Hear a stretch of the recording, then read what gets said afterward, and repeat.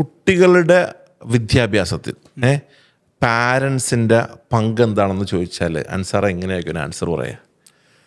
ഇതിൽ നമ്മൾ ശ്രദ്ധിക്കേണ്ട കാര്യം, നമുക്ക് കുട്ടികളെ രണ്ടായിട്ട് കാറ്റഗറൈസ് ചെയ്യാം. ഒന്ന്, അവർക്ക് തീരുമാനമെടുക്കാൻ സാധിക്കുന്ന ഒരു കാലഘട്ടം.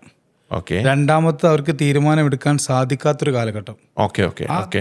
അതിപ്പോൾ ഞാൻ പറയുന്നത് ഒരു +2 ക്ലാസ് വരെ അവർക്ക് തീരുമാനം എടുക്കാൻ സാധിക്കാത്തൊരു കാലഘട്ടമാണ് കടന്നു പോകുന്നത്. അതെ, ആ ടൈമിൽ എന്താ വെച്ചാൽ പാരൻസിന്റെ സപ്പോർട്ട് ഉണ്ടെങ്കിൽ അവർക്ക് നല്ലൊരു ഡിസിഷനിൽ എത്താൻ പറ്റുള്ളൂ.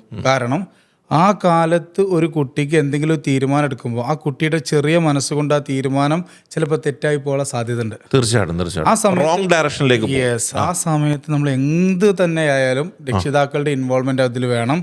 രക്ഷിതാക്കളുടെ പ്രായവും പക്വതയും ഉപയോഗിച്ചുകൊണ്ട് വേണം ആ സമയത്ത് മക്കളുടെ കാര്യത്തിൽ തീരുമാനം എടുക്കാൻ.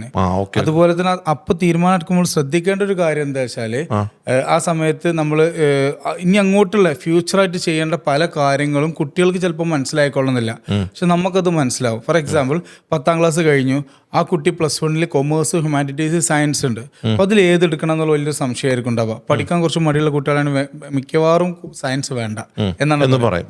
അപ്പോൾ ആ സമയത്ത് സയൻസ് പഠിച്ചാൽ +2 കഴിഞ്ഞിട്ട് ഏത് കോഴ്സിനും പോകാം. അത് ഗവൺമെന്റ് പറഞ്ഞ സംഭവമാണ്. കൊമേഴ്സിലെയും ഹ്യൂമാനിറ്റീസിലെയും പോണ എല്ലാ കോഴ്സിനും സയൻസിലെ കുട്ടികൾക്കും പോകാം. അപ്പോൾ ഒരു കുട്ടിയുടെ മുന്നിൽ ഒരു വാതിൽ പോലും അടയണില്ല. അങ്ങനെയാണെങ്കിൽ നമ്മളുടെ കുട്ടിയുടെ കപ്പാസിറ്റി എന്നതിനൊപ്പം തന്നെ നമ്മൾ ആ സയൻസ് സെലക്ട് ചെയ്യാന്നുള്ള തീരുമാനം കൂടി വരണം. അപ്പോൾ അത് കുട്ടികൾക്ക് ചിലപ്പോൾ സെലക്ട് ചെയ്യാൻ പറ്റിക്കോണമെന്നില്ല. അത് രക്ഷിതാക്കൾ പറഞ്ഞു കൊടുക്കണം. ഇനി +2 കഴിഞ്ഞിട്ട് റീജിയൻ ഉണ്ടല്ലോ, ആ റീജിയനിൽ ആ കുട്ടി ഏകദേശം കാര്യങ്ങളൊക്കെ ഉൾക്കൊള്ളുന്ന സമയമാണ്. അവൻ മനസ്സിലായ കുറെ കാര്യങ്ങൾ. അപ്പം നമ്മൾ കുറച്ച് പിറകോട്ട് മാറി നിന്നിട്ട് അവരുടെ തീരുമാനങ്ങൾ നമ്മൾ കേൾക്കാനും അതിലേക്കുള്ള സംവിധാനങ്ങൾ ഒരുക്കി കൊടുക്കാനും നമുക്ക് സാധിക്കാണ് വേണ്ടത്. അപ്പൊ അതിലിടിച്ചു കയറിയിട്ട് ഈ തന്നെ ആയാൽ മതി എന്നൊന്നും ഒരിക്കലും മക്കളോട് പറയാതെ, ആ സമയത്ത് ഒരിക്കലും പാരന്റ്സിന്റെ ഒരു പ്രഷർ കുട്ടികളുടെ മേൽ ചെലുത്താതെ നീ എഞ്ചിനീയർ ആകണം, ഡോക്ടർ ആകണം എന്ന് പറയരുത്.